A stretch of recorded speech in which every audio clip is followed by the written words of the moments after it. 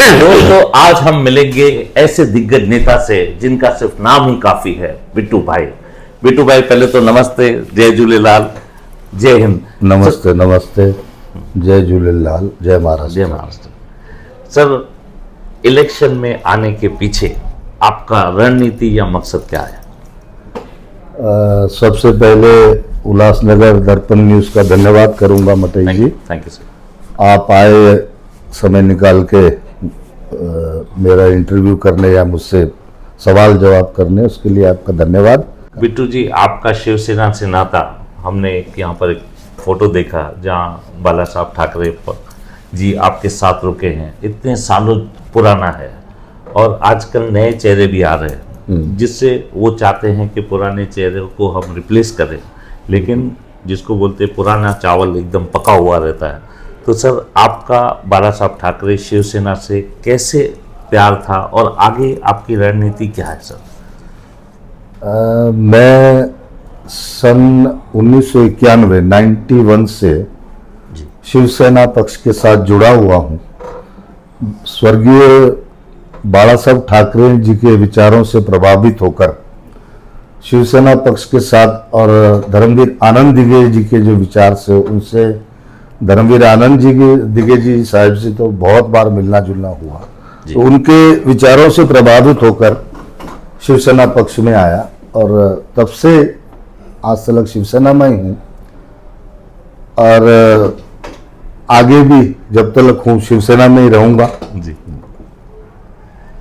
साहब, आपके साथ धुरंधर काफी लोग साथ में हैं। एक तो Shiv Sena party, TOK party, Sai party, हमारे आरपीआई, चार शक्तियां आपके साथ हैं। उनके आने से क्या बदलाव आएगा हमारे पूरे उल्लासनगर शहर में? देखिए, ये दोस्ती का गठबंधन जो हमारे खासदार डॉक्टर श्रीकांत शिंदे साहब जी के खासदारगी चुनाव के समय शुरू हुआ था, वो खासदार साहब ने उसे ही आगे अभी भी बढ़ाया है और कारवां में और पक्ष जुड़ते गए, चार चांद लग गए। साईं पक्ष जुड़ा, आरपीआई हमारे साथ जुड़ी और इन सब के एक साथ आने से शहर के जो विकास की बात है, शहर के विकास के लिए बहुत सा मुद्दे जो हैं आसान हो जाएंगे। एक दूसरे के आइडियाज एक दूसरे को आदान प्रदान शेयर कर सकेंगे, आदान प्रदान होगा। टीओके के प्रमुख ओमी कालानी जी, साईं पक्ष के श्री जीवन इदनानी जी, आरपीआई से नाना बागुल जी, ये सब मिलके खासदार डॉक्टर श्रीकांत शिंदे साहब के नेतृत्व में शहर को एक नई ऊंचाई पे ले जाएंगे, ये हमें भरोसा है। इसीलिए खासदार साहब का ये जो विजन है, बहुत अच्छा विजन उन्होंने लेके ये सबको एक साथ लिया है और हम धन्यवाद भी कहेंगे खासदार साहब को। और सबसे बड़ी बात जो है, एक चिन्ह सभी हमारे आरपीआई पक्ष, टीओके और शिवसेना धनुष बाण के ऊपर 67 सीट्स जो है धनुष बाण के ऊपर हम इस टाइम फर्स्ट टाइम उल्लासनगर में लड़ रहे हैं एकत्रित होकर, और हमें पूरा विश्वास है एक तरफा सत्ता उल्लासनगर में शिवसेना, टीओके, साईं पार्टी और आरपीआई की आएगी। कल साहब हमने एक विजुअल देखा जहां हमारे आमदार कुमार एलानी जी बोल रहे थे कमल के फूल खिलेंगे और बाकी तो सब ऐसे कर रहे हैं, तो ये बात सर कहां तक जायज है? देखिए, कुमार एलानी जी हमारे आमदार हैं, बीजेपी पक्ष से हैं, बीजेपी के साथ हमारा केंद्र में भी गठबंधन है, स्टेट में भी गठबंधन है। किसी कारणवश यहां उल्लासनगर में नहीं हो पाया, तो ये एक मैत्रीपूर्ण लड़ाई है। तो मैं ऐसी उम्मीद करता हूं और ऐसा चाहूंगा कि आमदार जी, एक कुमार एलानी जी बहुत बड़े पद पे हैं, भाषा मर्यादित होनी चाहिए क्योंकि ये 8-10 दिनों का इलेक्शन है, फिर वो भी यही है, हम भी यही हैं। तो कमल का फूल वो उनके पक्ष की निशानी है, उनको मुबारक उसके बारे में हम बुरा नहीं बोलेंगे, उन्होंने हमारे पक्ष के धनुष बाण के बारे में भी बुरा नहीं बोलना चाहिए, ऐसी मैं उनसे अपेक्षा करूंगा। साहब, हमारा कौन सा पैनल है और आपके साथ साथ कौन कौन जुड़े हैं? पैनल क्रमांक 4 उल्लासनगर महानगर पालिका में हमारा जो पैनल नंबर 4 है, और अ ब क ड, अ में जो हमारे हैं कैंडिडेट श्री नाना बागुल जी, ब में मंगला बबन सानप जी है, क्योंकि ब जो ओबीसी के लिए राखिब है, महिला ओबीसी है, और क जो है सर्वसाधारण महिला के लिए है।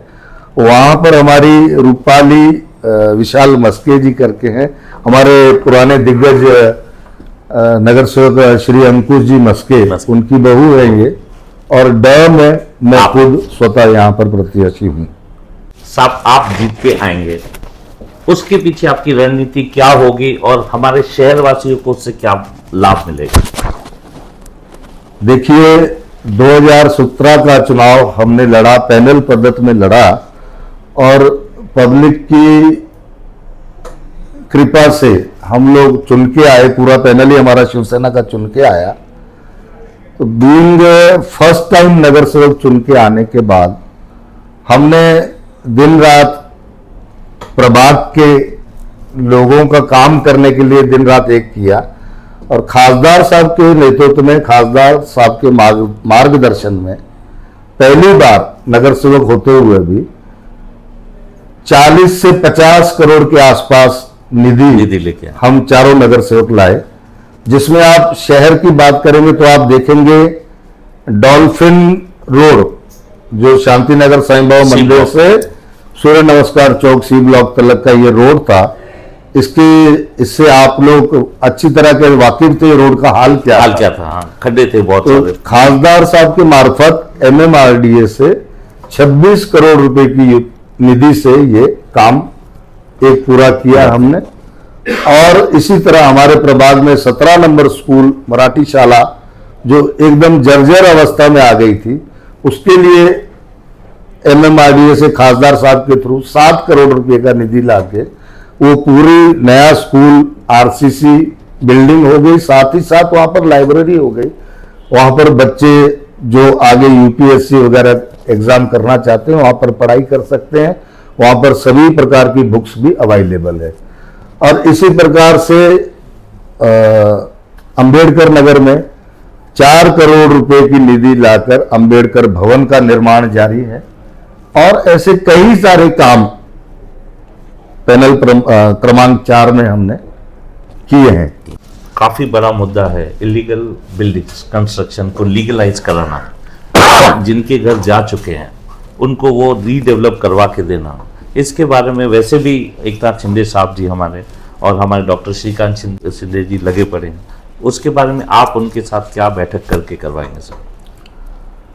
देखिए साहब, रीडेवलपमेंट का जो मुद्दा है, जो डेंजरस बिल्डिंग का मुद्दा है, सारे शहर में ही है, एक प्रभाग में नहीं है। और इसलिए इसके लिए हमारी कई बार हमारे डेप्यूटी CM एकनाथ जी शिंदे साहब, जो कि UD मिनिस्टर भी हैं, डॉक्टर खासदार साहब के मार्गदर्शन में, उनके नेतृत्व में कई बार मीटिंग्स हुई है, और पॉजिटिवली उसके ऊपर कर रहे हैं, और जरूर आते कुछ समय में ये मुद्दा लोगों का हल होगा।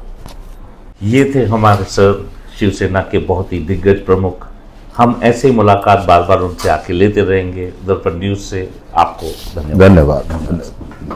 मैं कलवंत सिंह साहोता बिट्टू भाई, माजी नगर सेवक पैनल क्रमांक 4, पैनल क्रमांक 4 के सभी निवासियों से निवेदन करूंगा कि आती 15 जनवरी को जो उल्लासनगर महानगर पालिका का चुनाव है, उस चुनाव में अपने मत का अधिकार जरूर करें।